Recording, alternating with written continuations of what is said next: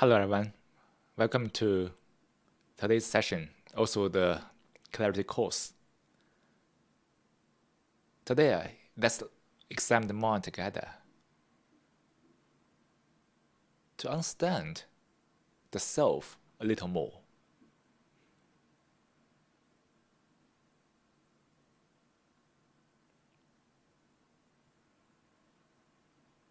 The world is running in a different way.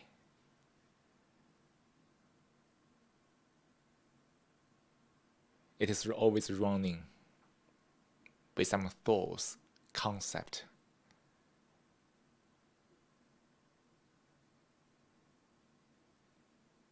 The whole society, no matter which society you are in, there is always a mental construct of the society.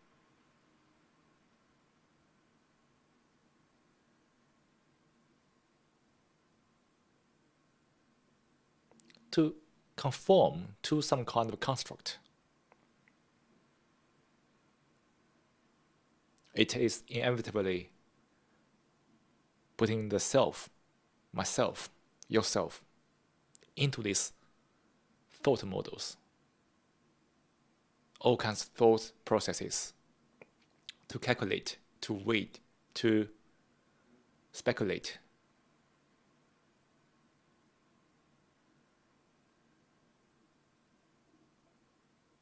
Look at this world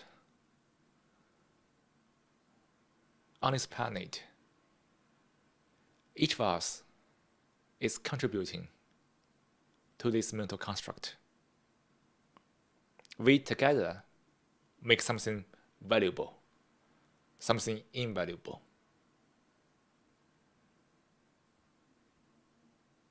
We rarely challenge something which has been called or believed to be valuable.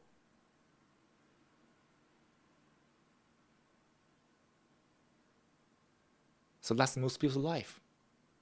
Follow this big pattern. Follow the whole value system. Economically, financially, politically, socially. We are really alone.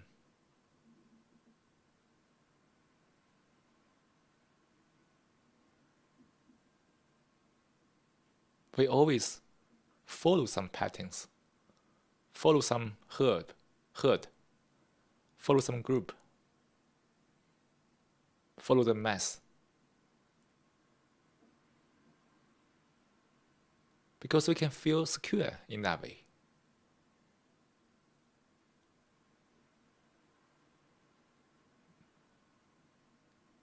We are all seeking security in one way or another.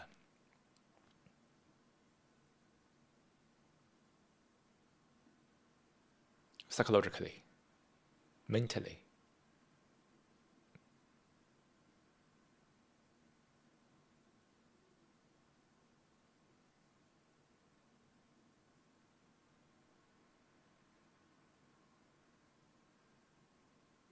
But it is all because we are all seeking security in this way.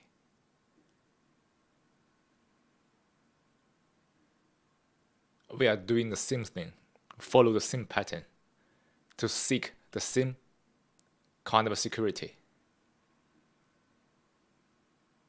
Then it inevitably leads to comparison, competition.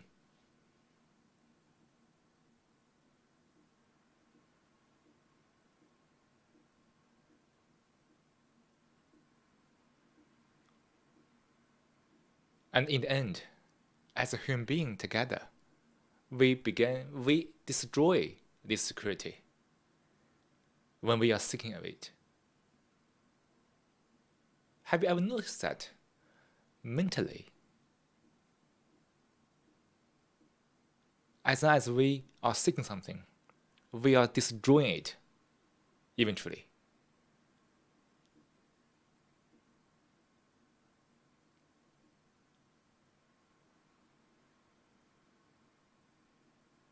Can we be really alone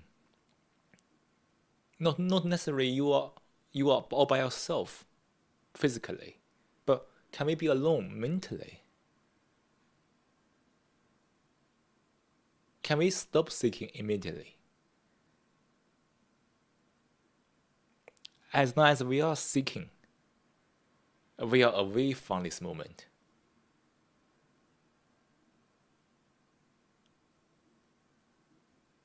Seeking means moving into thoughts.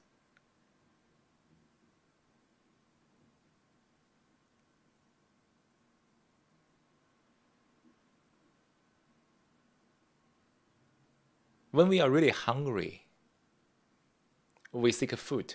That's very normal to survive.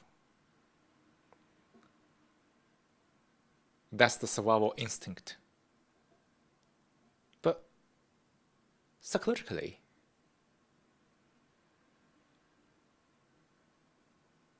when we are seeking, we are doing this in the domain of thoughts.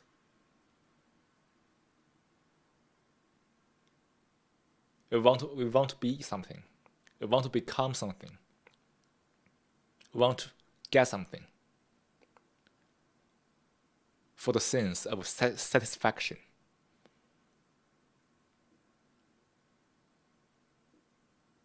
Can we realize that this psychological seeking has created havoc on our life on a daily basis? The moment we start to seek, we have moved away from this moment. We have denied this moment.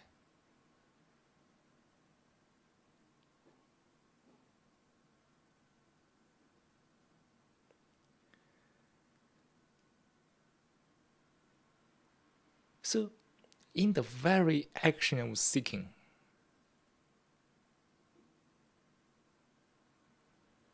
it implies comparing, excluding,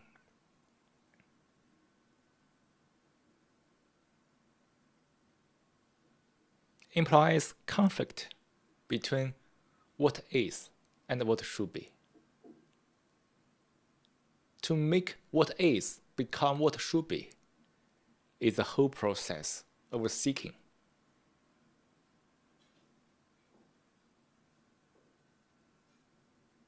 That process implies effort.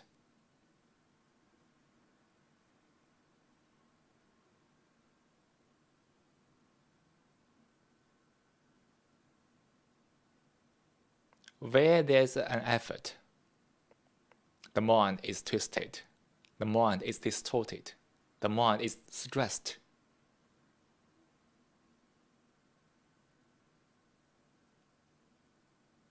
Can we observe this in our life?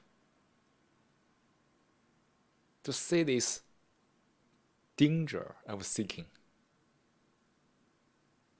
in life.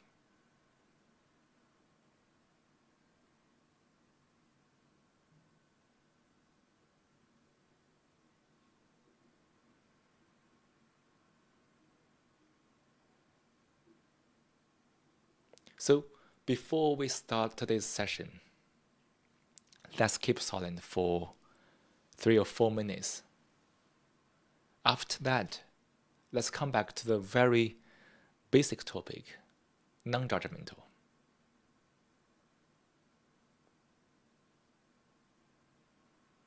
This topic might be quite old to your ears, but let's keep a fresh mind to re-examine it.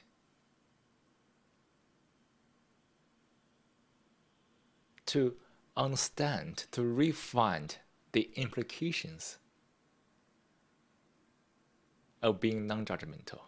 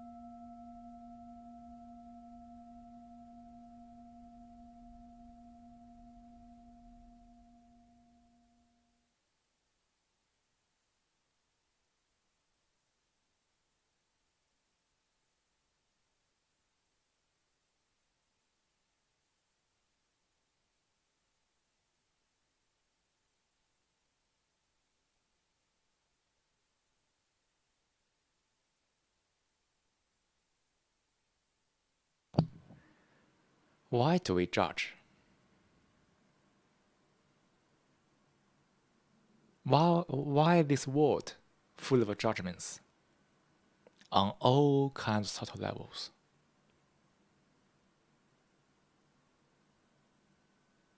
There are so many assumptions, suppositions, so many judgments, so many conclusions.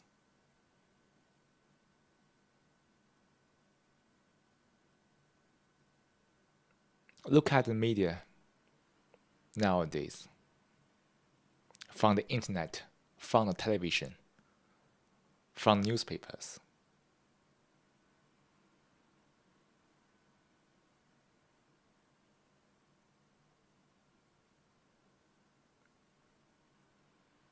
There are so many ideas from those medias in terms of words, all kinds of verbal expressions, all kinds of judgment, assumptions.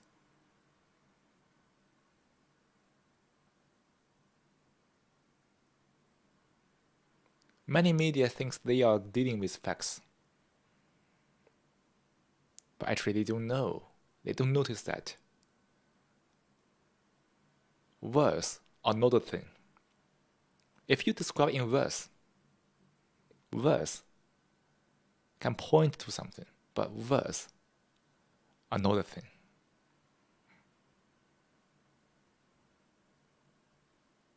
So living in such a time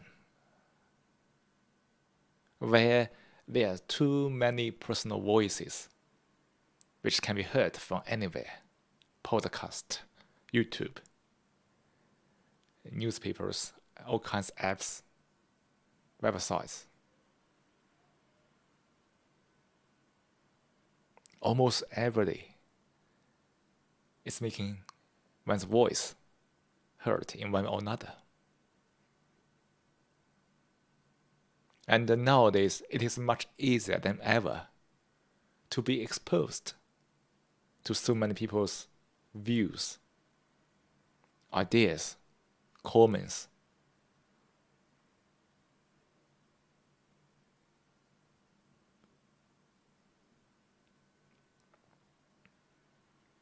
It's a marvelous thing to see that why the YouTube provide such a rich comment function. A video has been followed by thousands of comments there. Similar to Facebook, there are too many chatterings outwardly, let alone inwardly.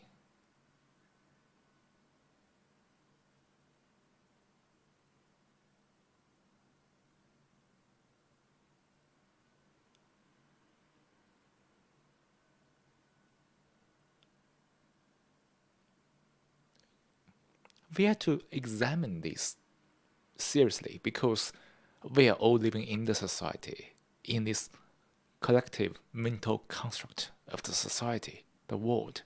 No matter which language you speak, you use, there's no difference. The problems is the same.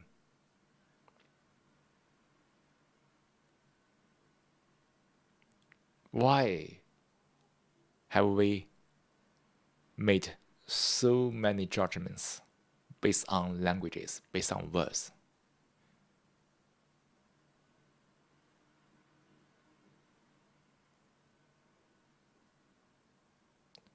Why are we abusing their judgments?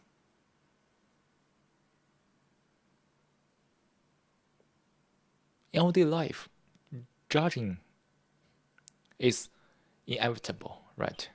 We need to judge whether this food is good or bad, whether this food is poisonous or not, whether this place is safe or not. We have to judge to maintain our basic instinct to survive. So don't resist to it. Say, oh, I will never judge anything. That's too ridiculous, isn't it? Judging has its place.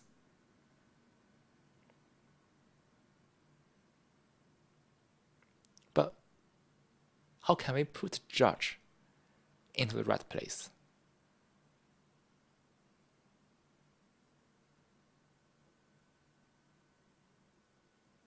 To delve this topic today, let's look at language.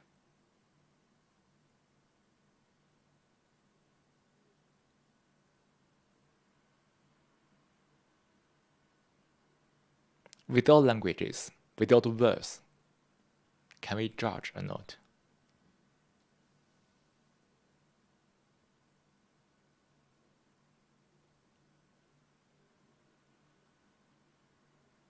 Can we really judge without words?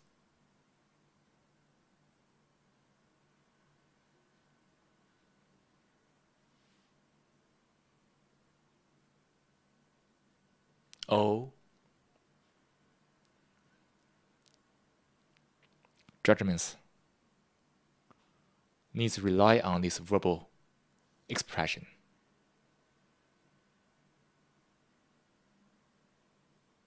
Oh, there's something more beneath this surface of the judgment.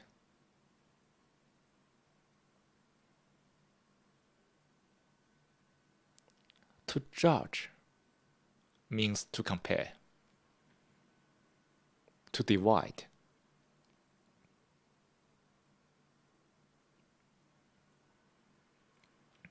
to give a conclusion, to make something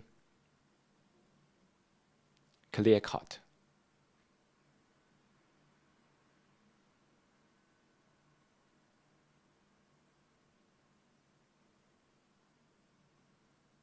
Physically,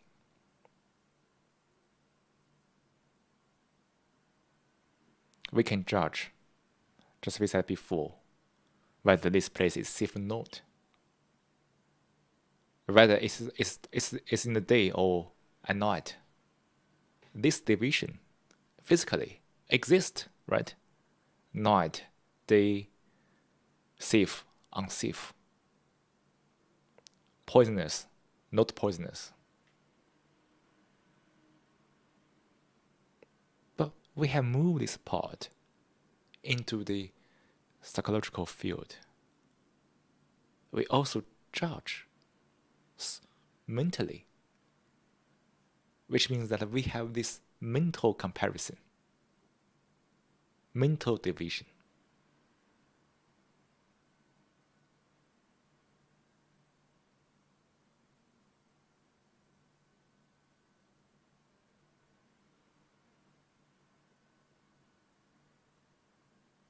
In that mental division, there's the intrinsic conflict mentally.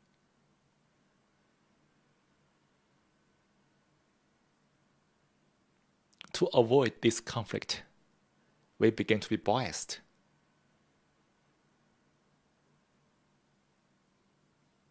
Being biased is a way to protect the mind from being in conflict when we judge mentally. This means that when we judge, we begin to biased. When we are biased, we begin to judge. Our mind will feel conflicts.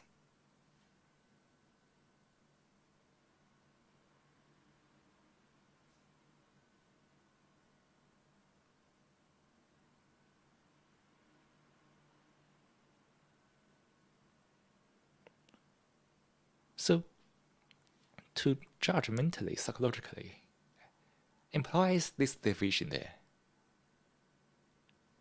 So, to avoid that division and its consequence, that's the mental conflicts, we are biased. We are leading with that division.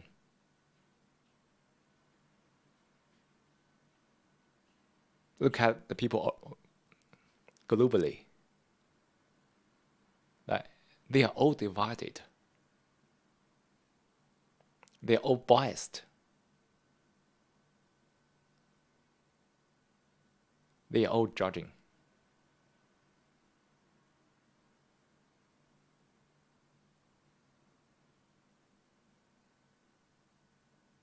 So, Judging itself put one into such a loop. Bias, judging. Bias, judging.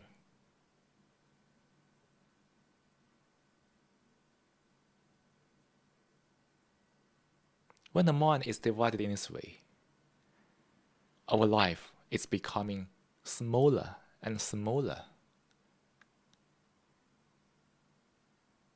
We can only live in our own loop, in the hope of no conflicts mentally. But living in this way is inevitably leading to more conflicts because the people around you are biased in different ways. And you are living in a society. You can't avoid them.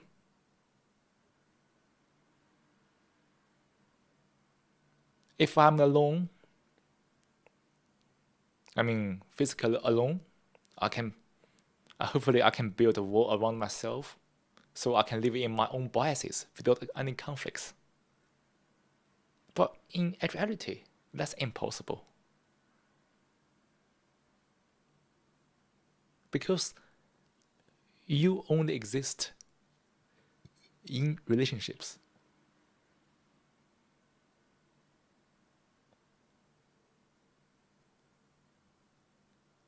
And you meet people in one way or another. If one is living in this bias, one must react to other people's biases.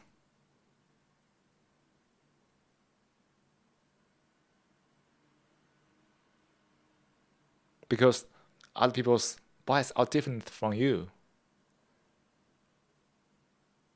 And you begin to react to it. React to these differences.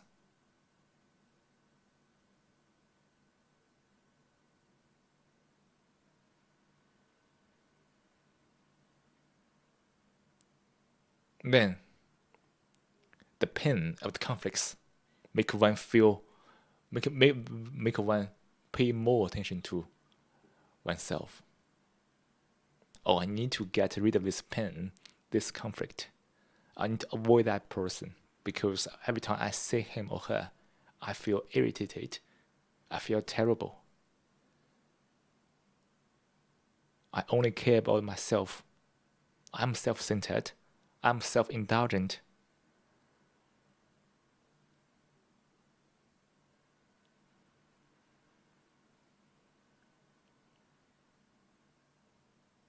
When one is self-indulgent,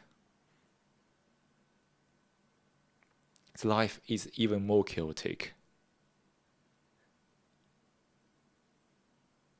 The problems from the self never stops unless the self is gone. Can we see this as a fact, not an idea? Which means that can we observe it from ourselves in our daily life, in our relationships with anyone in our life?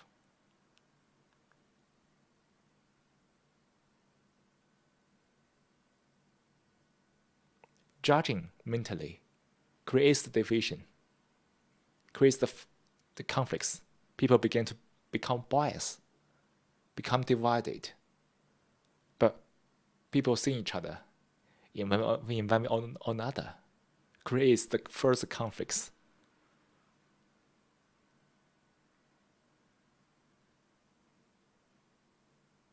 And this triggers a lot of self-defense, self-reactions. And people want to get rid of that problem. People become more and more self-centered and leading to more and more conflicts, issues, even when they are not with anyone else. Like in many societies, people are more and more individual, but they never lack of the mental challenges.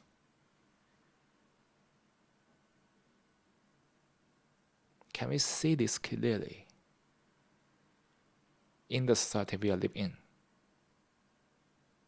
Not as an idea, but as a fact. Just like this microphone exists here as a fact, these problems exist in the mind is also a fact.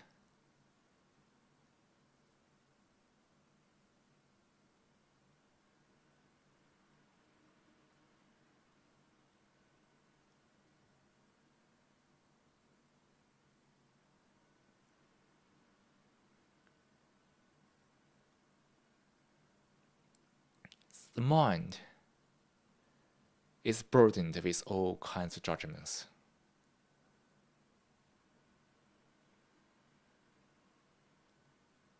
Have you ever noticed that?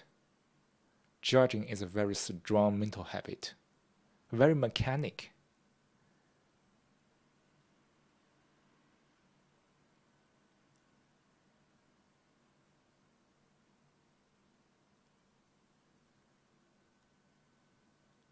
When one begins to judge, one feels the consequence of the division, one becomes biased, and one wants to judge more to maintain this emotional balance, mental balance, which is an illusion.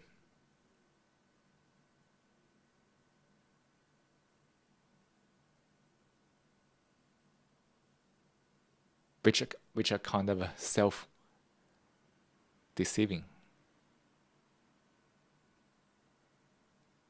Every time one begins to judge, more neuron paths have been created in the mind.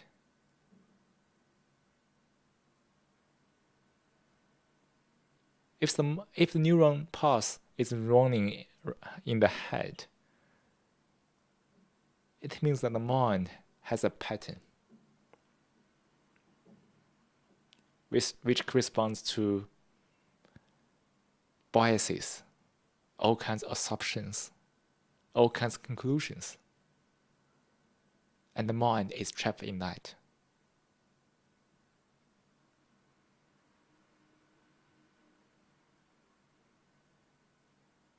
Can we observe this in ourselves on a daily basis?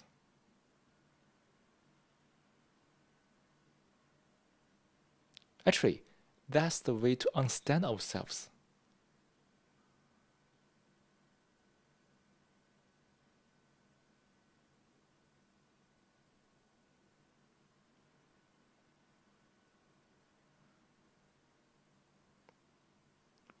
When the mind is free from all these kind of patterns, habits, the self is empty. Isn't it? But because all kinds of neuron paths are running through the head, creating the illusion of the self, making me feel that, okay, myself really exists. Because this illusion that the self is empty, we begin to understand. We can go into it to understand why the self is not empty. To understand all the patterns that we have had, we have accumulated. All kinds of neuron paths running through the head, biases, conclusions, pre-assumptions, and more.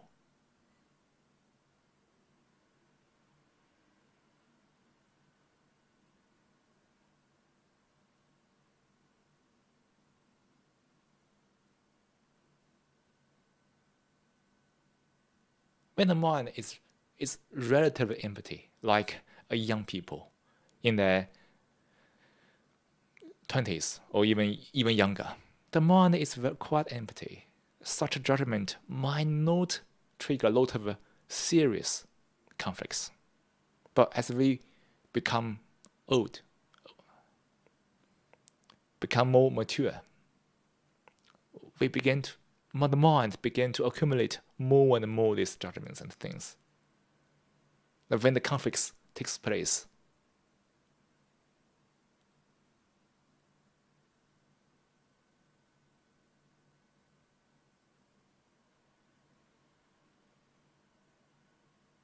the mind is going through some serious, more severe conflicts. Can we see these implications of the judgments in ourselves?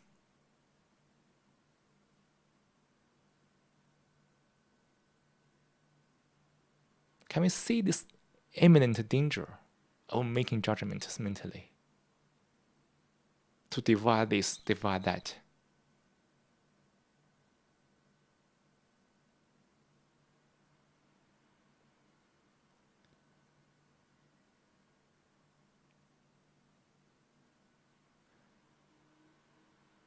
To meditate is to inquire into this problem seriously.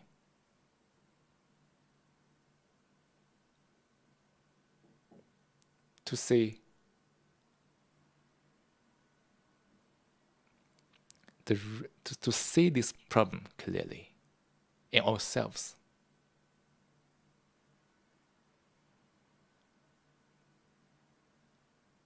Can I live a life free from these mental judgments? Can I empty all the past judgments accumulated on my head? From this moment, can I immediately be aware of the judgment I'm making mentally? Can I go into myself to look at my background, my past, know the content of it, which is rather meaningless and boring.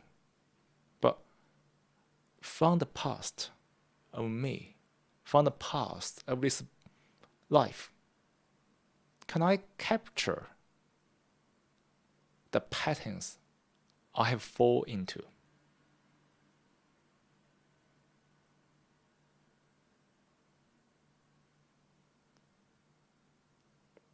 Every judgment we have make can potentially put one into some pattern.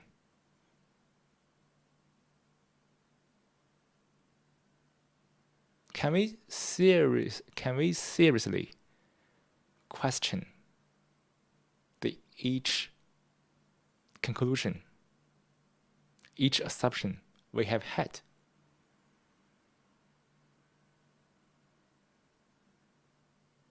The very way to examine it, the very way to check it, the very way to be aware of it is the way to empty all of this.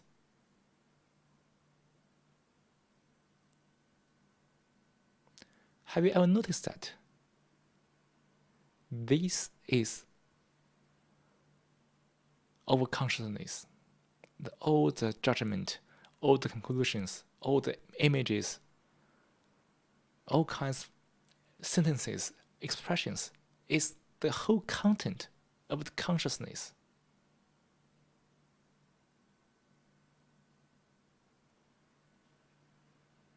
We carry it over and over without letting go of it. So this consciousness is burdened more and more, full of conflicts, which presents in all kinds of mental challenges or symptoms and other bigger social issues. To be non-judgmental from this moment means we need to take this mental action immediately, not judgmentally. Be cautious of it. Be careful about it. So we can empty the consciousness. We don't have to carry it over to the next moment. Can we empty it now?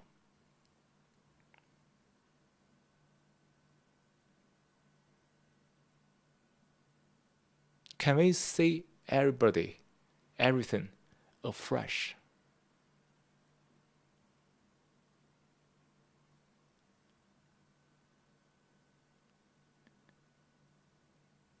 If the judgment is still running in the head, the opinions about somebody in the past, the associations about somebody, something from the past, then we couldn't really see someone afresh. We only see them from this projection, through these conclusions, through these judgments, assumptions, associations.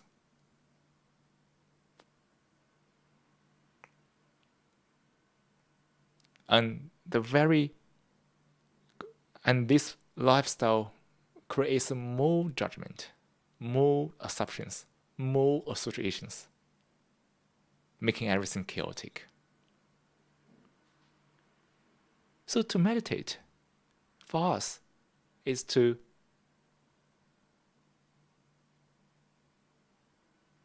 really delve into this question. Can I live a life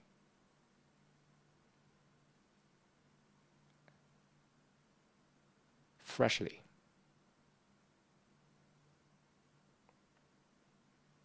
Can my life not be based on those conclusions, ideologies?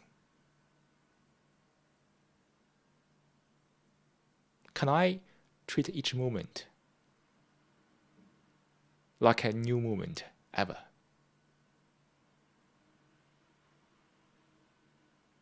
Can I treat each day as a new day? Can I see my friend, my family, or anyone I know with a fresh eye? Just like I have never met them before, with a fresh eye, with affection, with compassion.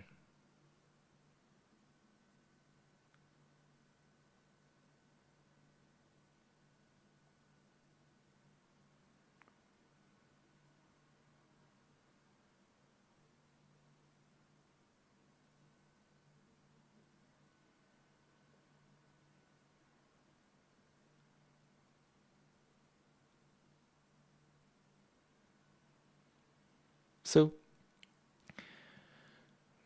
before we move on to the next part of the discussion section where we can communicate, let's do the meditation first. So in the next maybe 15 minutes, let's follow the audio guide to guide yourself through this silence. Not necessarily the physically silence around you, but to empty the mind, to let go any thoughts, come back to the sensation of the body, to this moment. And then after that, let's come back to the discussion.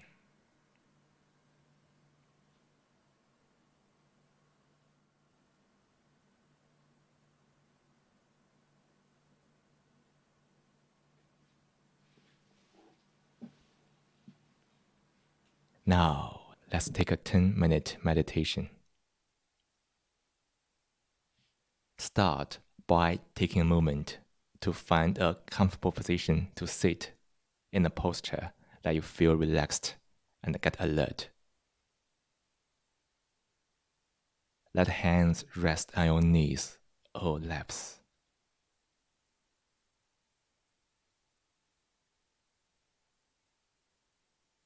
Let the eyes close gently.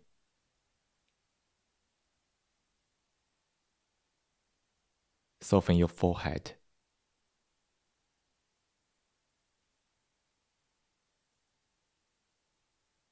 Act a soft smile in the corner of your lips.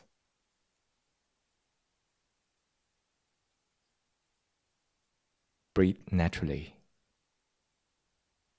As you breathe in, be aware that you are breathing in. Feel the sensation of breathing in. The region can be the nostrils, can be the belly, can be anywhere. Focus on the part you feel most.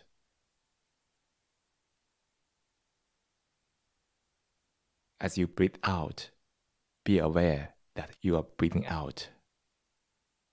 Feel the sensation of breathing out.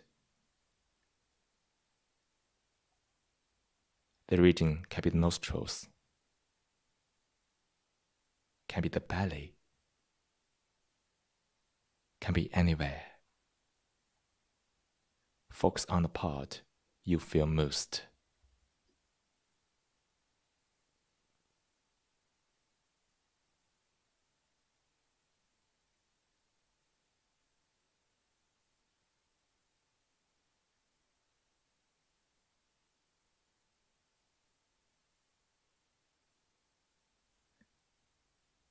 Fix your attention on the breath. Let go of any thought, words, images. This moment, nothing is more important than breath.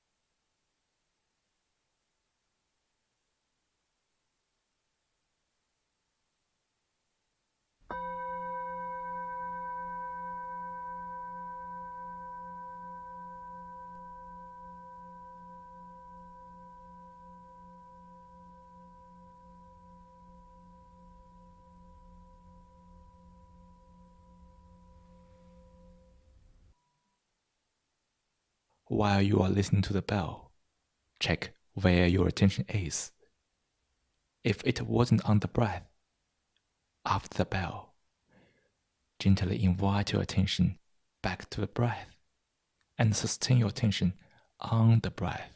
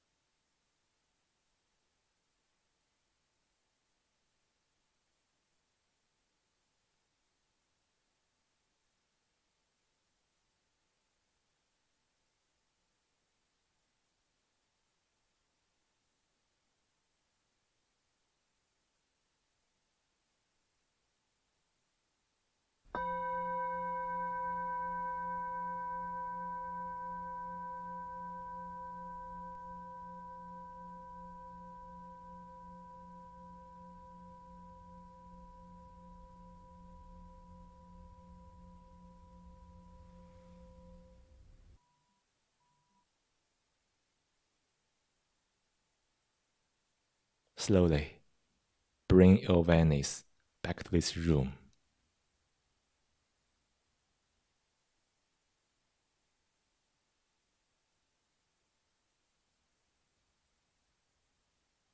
Feel into your body.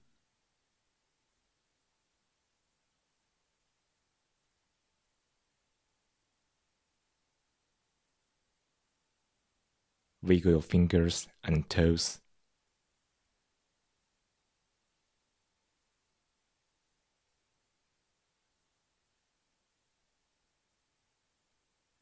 When you are ready, open your eyes.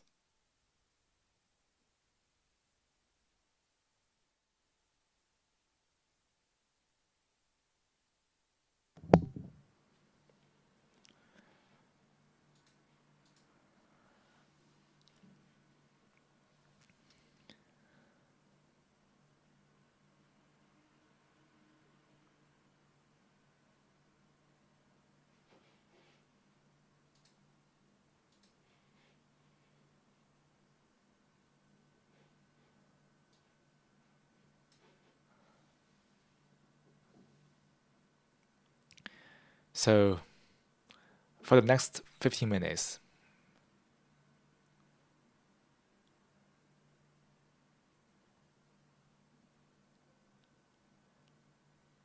so it's time for the discussion. If you have any questions, anything you want to speak, to discuss about the mind, the nature of it, and it's time for us to have a brief and hopefully constructive discussion.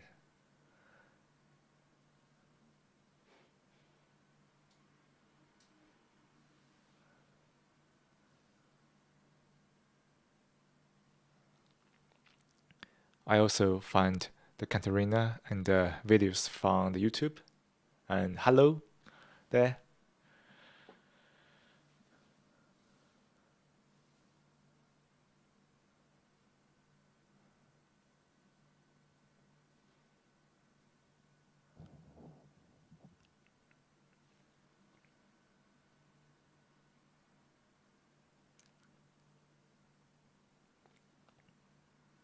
To meditate, actually, is to have a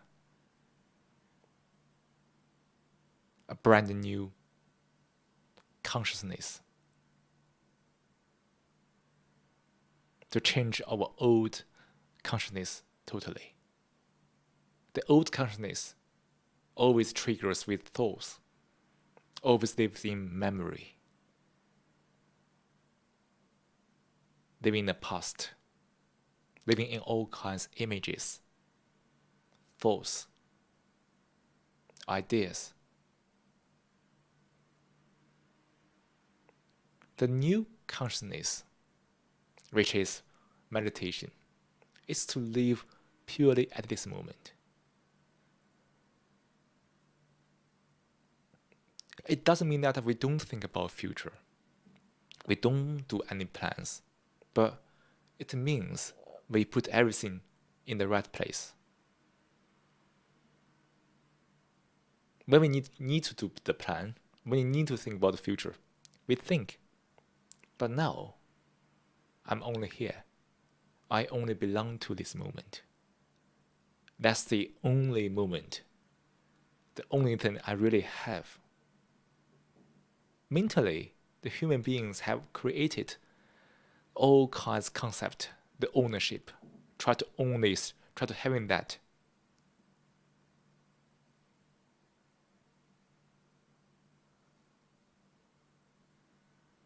Always that.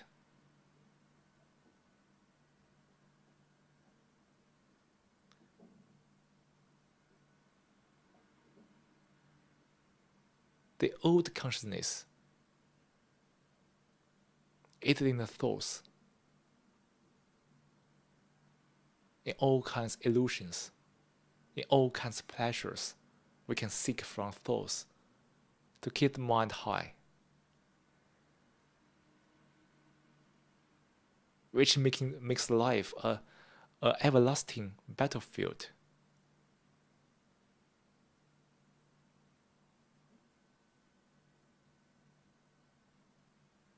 To live at present, I realize that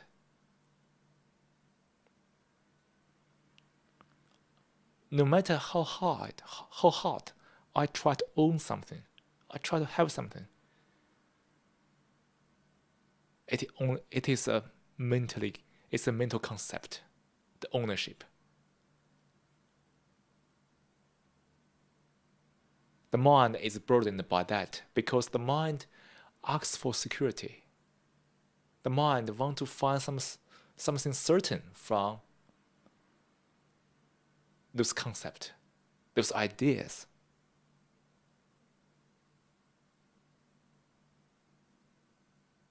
But, thoughts are all the activities of neurons. Why the life is so changeable? Why the life is so dynamic? Isn't it because the neurons are so dynamic? It changes every moment. And we want to seek certainty from these dynamics, seek security from that. Isn't it one of, if not the greatest, self-deception we have ever had?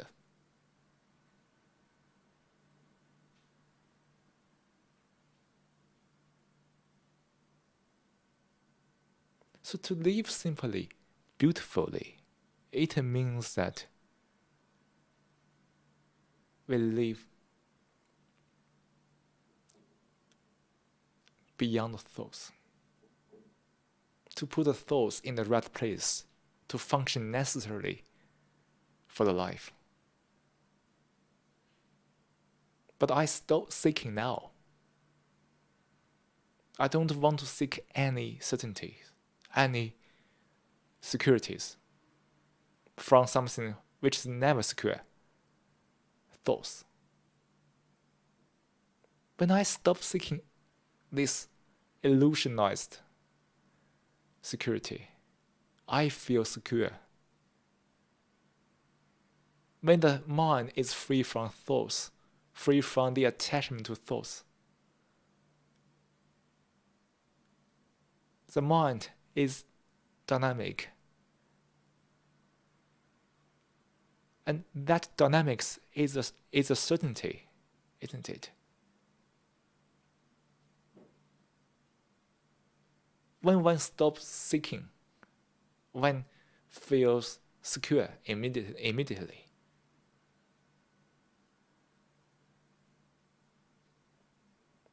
Can we observe this in our life? Never seek. Never get rid of. Be with this moment. Be with what is. That is the greatest security we can ever have.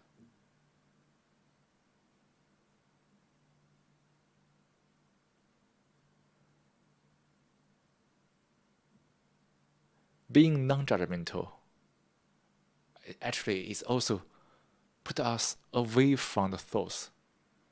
Every time we judge, we are fall into the thoughts, do we?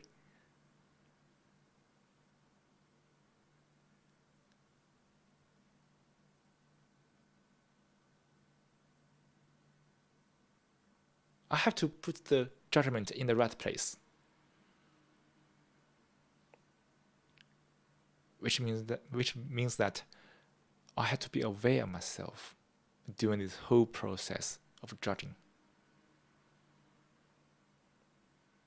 If my judgment is based on other judgments, other concepts, thoughts, or standards, whatever, it only creates a new judgment. It's only added to the confusion about life. Can I not judge in this way? Can I see things clearly and put the judgment in the right place?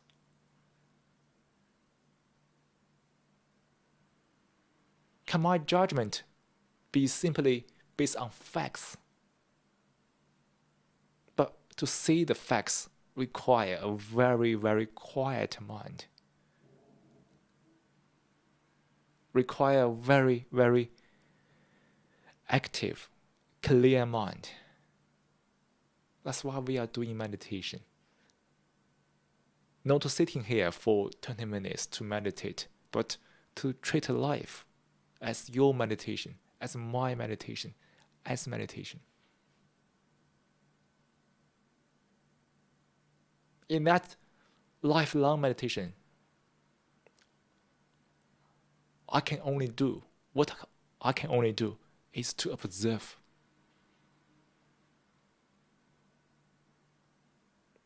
To learn. It's not to accumulate images, thoughts, ideas, concepts. They can be accumulated. Then the mind is muddled.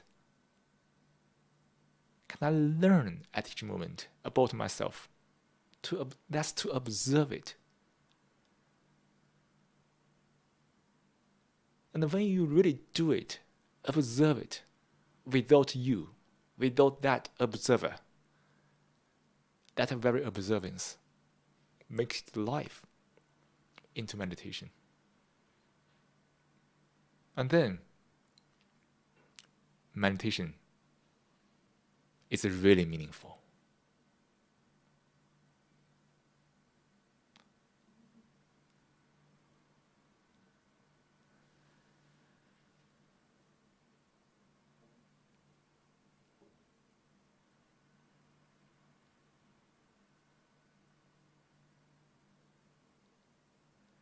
So, anyone have anything to say or question to ask or any topic to discuss briefly? Most of the time I'm talking to myself. I hopefully not. Definitely it's a little tricky to speak from the internet. And really, hopefully in the future, we can see each other face to face offline.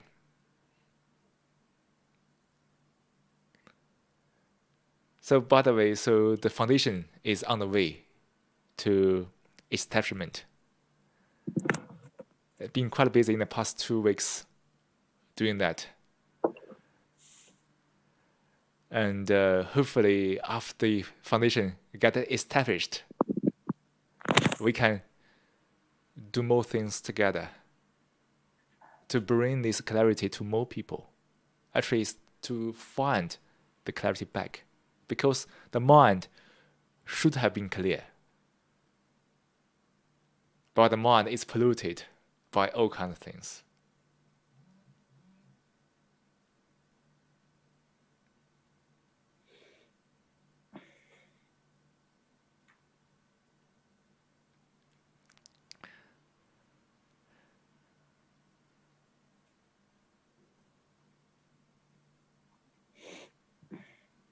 So now it's for you to free to ask, to speak.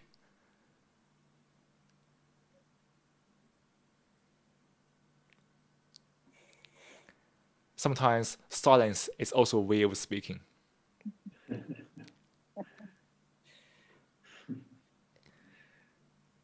Yes. In many moments, actually, silence is the true communication. Then speaking out. Yes, because when we ask questions, it's again with thoughts. We think of something, and then the challenge is to be without self, and then to act like a self. As we continue the meditation, as we go deeper into it, we can ask ourselves, can we still think without this thinker? Can we still employ thoughts not to be employed by thoughts? Can we speak, which inevitably use thoughts? Can we speak without a speaker? Can we speak properly to communicate, not being caught up in words, in the images, in the illusions triggered by those words?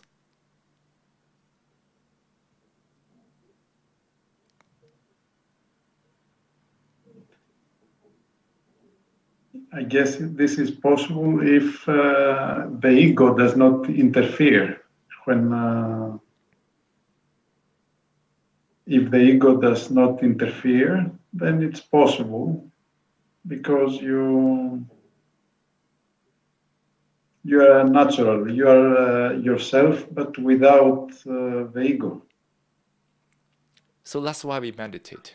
To observe this, we explore this possibility to live in this way. It's not about having no thoughts, but it's to put thoughts in the right place. Then such a life is really free. It's free from fear. Because sometimes when we have fear, we don't dare do something. But when there's no fear, the mind is free. When the mind can put everything in the right place, then that's the real freedom, isn't it?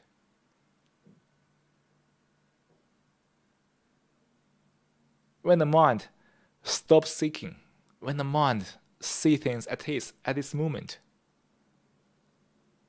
the mind feels secure, feels certain.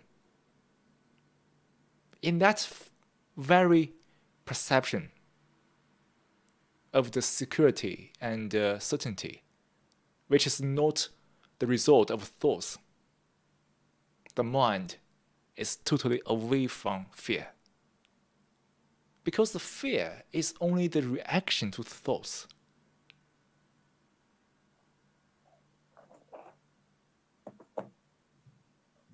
The fear is only reaction to thoughts. If the thoughts is in the right place, the fear is also in the right place, right? When you see a tiger running towards you, you must have fear. That's in the right place.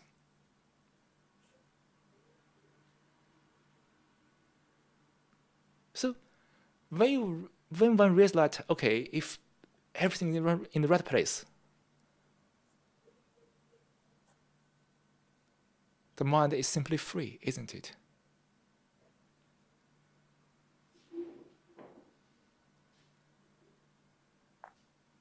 So that's why to live such a life requires we immediately change the way of thinking. It implies a mutation of the psyche.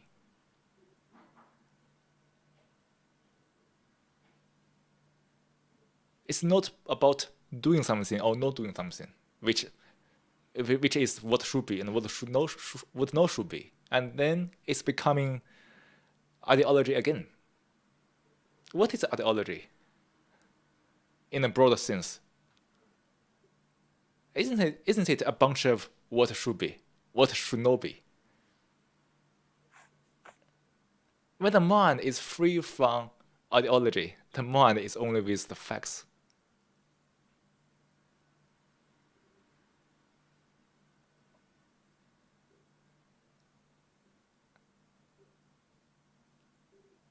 But if there is a real danger, then to be without fear, maybe you get in trouble.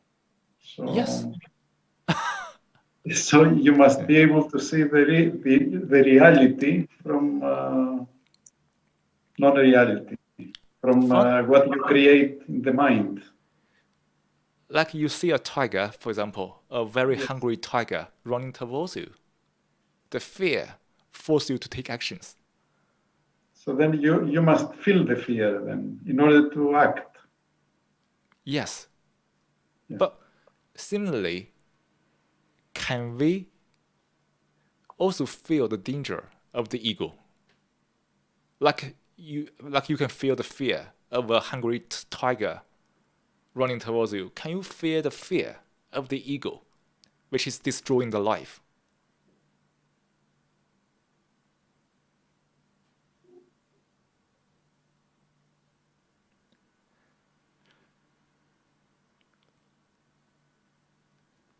That's why we meditate, to put the right perception in the right place. Most time, people are stuck in the pleasure the ego is seeking.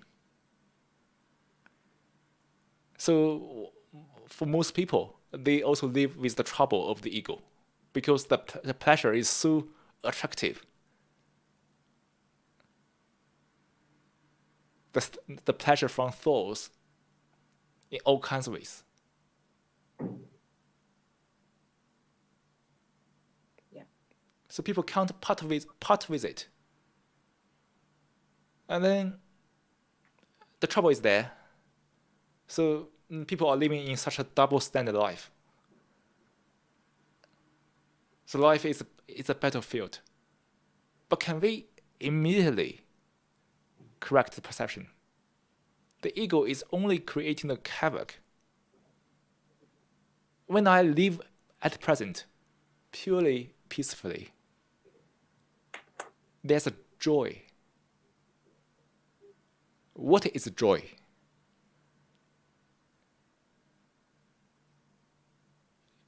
Isn't it joy a kind of innocent pleasure?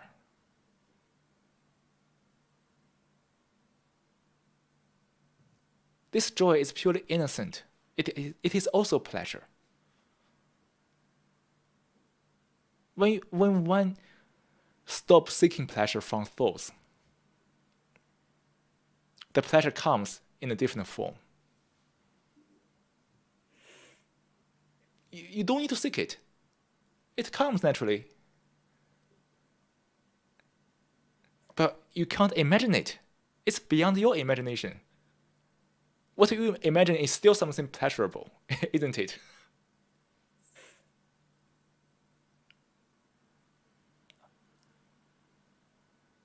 Only when stop seeking immediately. Stop seeking. To feel the change of life, change of the mind, change of the consciousness. When the peace and the joy kicks in,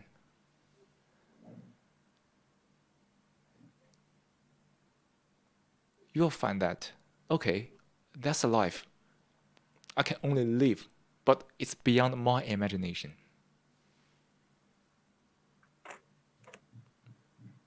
If one can live that life, one is living the real reality, the actuality. That's the beauty of living a life, simply.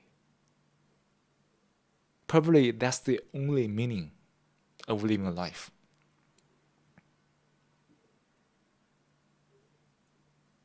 Our body can become old, aged. That's quite common because we are all animals. But the mind always stays fresh, young, innocent. And we live through each moment fully.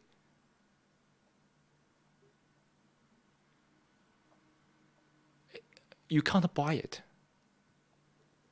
Those billionaires, they can buy anything except this. They can't buy their happiness.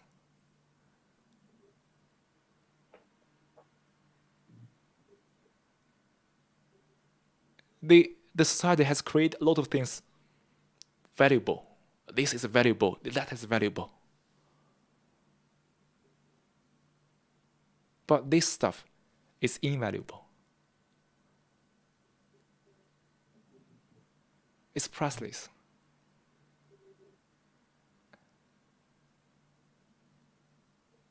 It's everybody is looking for, sought after.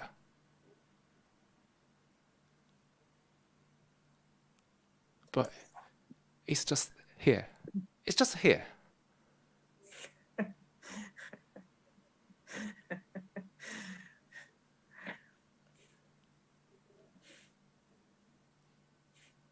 Right this moment.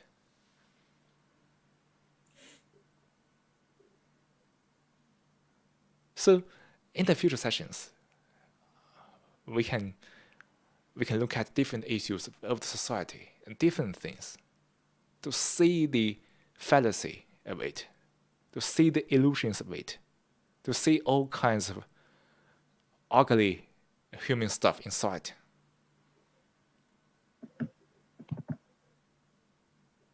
In that very seeing, we make everything clear.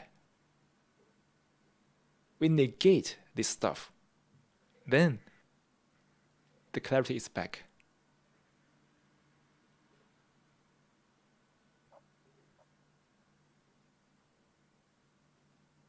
The society has given us too much confusion. We are being educated in different ways to make the mind in a pattern, influence in a way we are not aware. To meditate is to see this clearly, to remove the confusion. It's not about accept or refuse. It's just about seeing it clearly.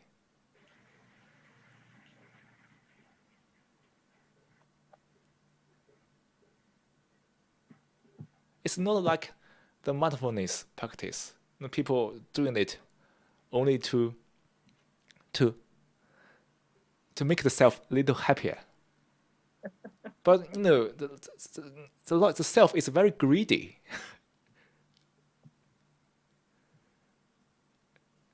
The self rely on drugs.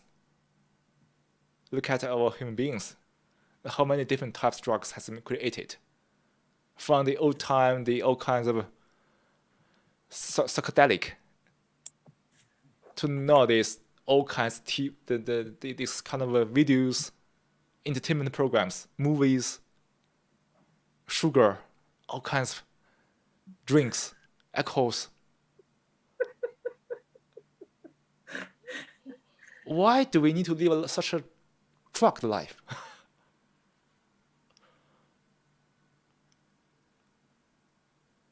Can we stop drugging ourselves? Can we live a life without drugs?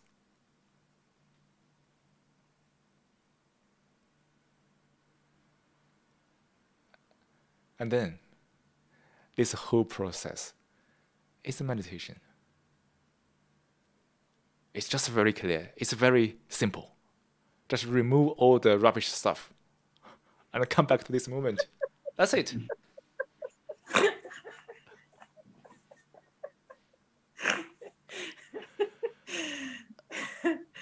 Okay. So we do that. We do that.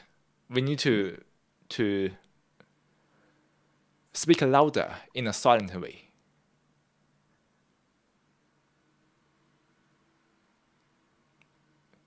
To let people know, to be aware of themselves.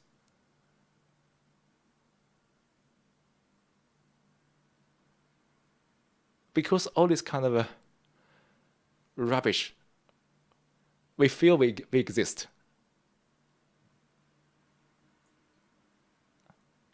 But the self is made of rubbish. So sorry to speak in this way, but you mean, you know what I mean.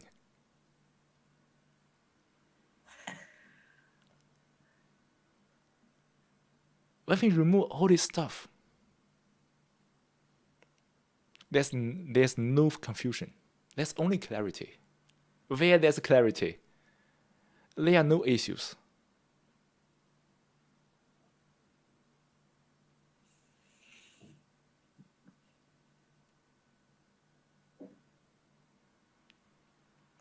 So no matter which life you are living, can we observe, learn at each moment to see the possibility to live a life totally different mentally?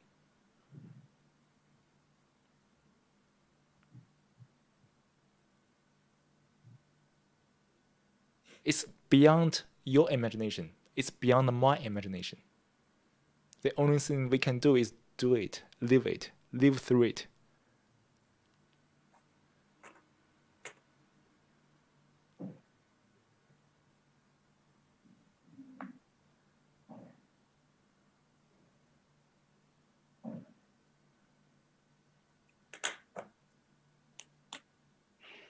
So I guess that's today's content. We combine the session and the classic course. And hopefully in the future, when this foundation starts, we can have more time to arrange more sessions, a little bit. And also, by the way, so in the email, so Siko mentioned that there will be a few audio guides available to use, and it is almost ready today. So there are about 8 audio guides in total. Every audio guide can last about 20 minutes or something.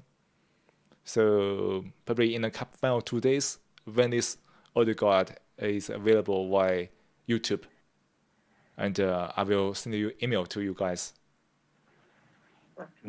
Thank you very much. It's you can use it, and you don't have to use it, so it doesn't matter. The thing is, what is really matter is everybody needs to observe themselves in the daily life.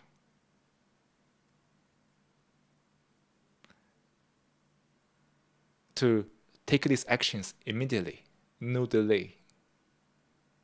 The change might take some time to take place, but to meditate, there's no delay. We need to do it immediately. To observe, to learn about the self at this moment.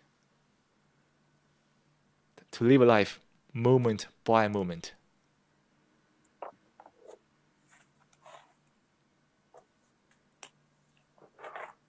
Okay, thank you. And that's today's session. And thank you for everybody being here tonight. Videos and Katerina from YouTube. I don't know why you guys didn't appear from Zoom. Maybe you want to try a different experience. That's good. And also, thank Anna and Ari joining the session via Zoom. Thank you. Thank you very much. And hopefully we can see each other again in the future. And if we can go further, hopefully in the future we can see each other. Really, let's see. Okay. And take care.